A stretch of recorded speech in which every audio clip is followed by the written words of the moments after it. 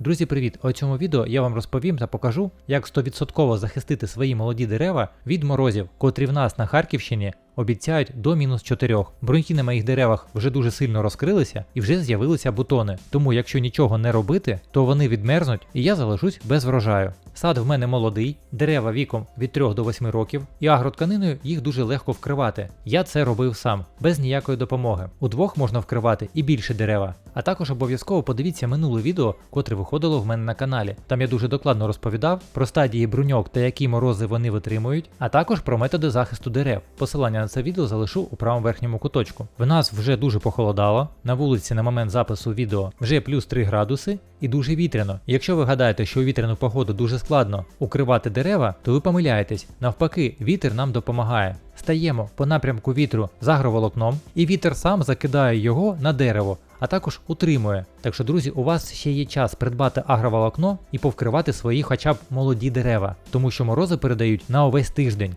І за одну ніч бруньки можуть не дуже підмерзнути, а за тиждень вимерзнуть усі. Потім я агроволокно розрівнюю і замотую крону дерева. Не хвилюйтесь, що по контуру крони може якась брунька і відвалиться. Це невелика втрата, а ось якщо всі бруньки відмерзнуть, то ось це буде велика проблема. І потім, починаючи згори, просто беру і за допомогою прищіпок фіксую агроволокно. Також можна використовувати булавки. Я використовував великі для того, щоб фіксувати ті місця, де дуже сильно агроволокно було натягнуте, щоб при сильному вітрі укривочний матеріал не відкрило. Агроволокно я використовував 50-ї щільності, а ширина полотна 3 метри 20 см.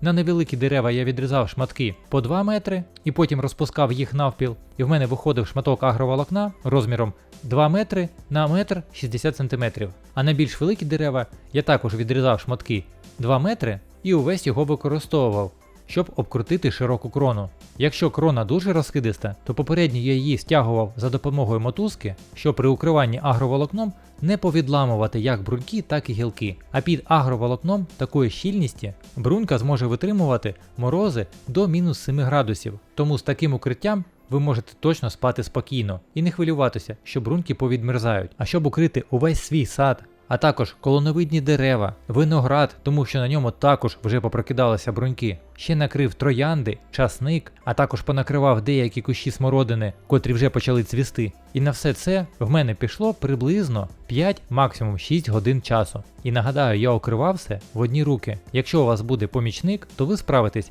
набагато швидше. Збережете бруньки, збережете врожай і збережете свої нерви. А надіятися на чудо не потрібно, чудіть саме. Тому, друзі, обов'язково вкрийте все, що можливо. Якщо залишилися питання, задавайте їх у коментарях. Я ж вам бажаю гарного дня і зустрінемось у наступних відео.